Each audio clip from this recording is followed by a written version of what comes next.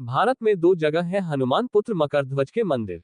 हिंदू धर्म को मानने वाले यह बात बहुत अच्छी तरह से जानते हैं कि भगवान श्री राम के परम भक्त व भगवान शंकर के 11वें रुद्र अवतार श्री हनुमान जी बाला ब्रह्मचारी थे, लेकिन बहुत ही कम लोग ये बात जानते हैं कि शास्त्रों में हनुमान जी के एक पुत्र का वर्णन भी मिलता है।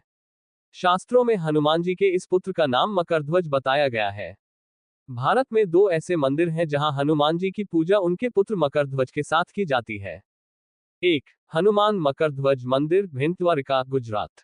हनुमान जी व उनके पुत्र मकरध्वज का पहला मंदिर गुजरात के भिंड द्वारिका में स्थित है। ये स्थान मुख्य द्वारिका से 2 किलोमीटर अंदर की ओर है। इस मंदिर को दांडी हनुमान मंदिर के नाम से जाना जाता है। ऐसी मान्यता है कि यह वही स्थान है जहां पहली बार हनुमान जी अपने पुत्र मकरध्वज से मिले थे। मंदिर के अंदर प्रवेश करते ही सामने हनुमान पुत्र मकरध्वज की प्रतिमा है। वहीं पास में हनुमान जी की प्रतिमा भी स्थापित है। इन दोनों प्रतिमाओं की विशेषता यह है कि इन दोनों के हाथों कोई भी शस्त्र नहीं है और ये आनंदित मुद्रा में है। 2. हनुमान मकरध्वज मंदिर, ब्यावर, राजस्थान। राजस्थान के अजमेर से 50 किलोमीटर दूर जोधपुर मार्ग पर स्थित ब्यावर में हनुमान जी के पुत्र मकरध्वज का मंदिर स्थित है। यहाँ मकरध्वज के साथ हनुमान जी की भी पूजा की जाती है। प्रत्येक मंगलवार व शनिवार को देश के अनेक भागों से श्रद्धालु यहाँ दर्शन करने के लिए आते हैं। ब्यावर के विजयनगर बलाड़ मार्ग के मध्य स्थित यह प्रख्यात मंदिर त्रेतायुगीन संदर्भों से जुड़ा हुआ है। यहाँ शारीरिक, मानसिक रोगों के अलावा ऊपरी बाधाओं से भी मुक्ति मिलती है। साथ ही मनोकामनाएं भी पूर्ण होती हैं। संभवतः संपूर्ण भारत में ब्यावर का ये दूसरा अनूठा मंदिर है जहां एक ही स्थान पर हनुमान और उनके पुत्र मकरध्वज अर्थात दोनों पिता पुत्र की पूजा अर्चना की जाती है। जनश्रुति है कि हनुमान के पुत्र होने के कारण भगवान श्री राम ने मकरध्वज को पाताल से बुलाकर तीर्थराज पुष्कर के निकट नरवर से दिवेर तक के प्रदेश का अधिपति बना दिया।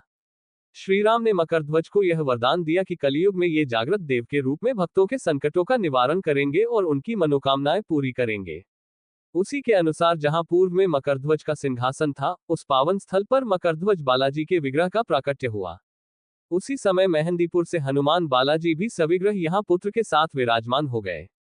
यहाँ शारीरिक, मानसिक रोगों के अलावा ऊपरी बाधाओं से भी मुक्ति मिलती है, साथ में मनोकामनाएं भी पूर्ण होती हैं।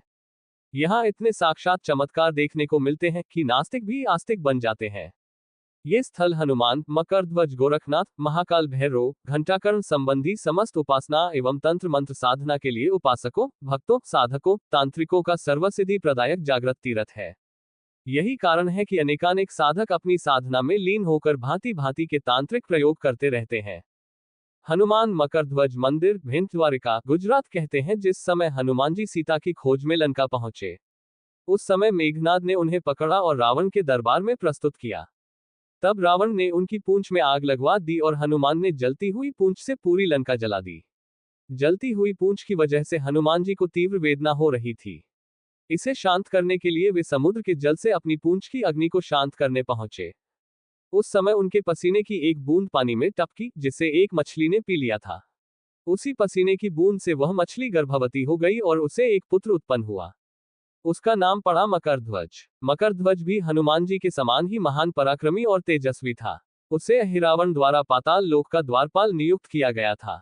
जब अहिरावण श्रीराम और लक्ष्मण को देवी के समक्ष बलि चढ़ाने के लिए अपनी माया के बल पर पाताल ले आया था, तब श्रीराम और लक्ष्मण को मुक्त कराने के लिए हनुमान पाताल लोक पहुंचे और वहां उनकी भेंट मकरध्वज से हुई। उसके बाद मकरध्वज ने अपनी उत्पत्ति की कथा हनुमान को सुनाई।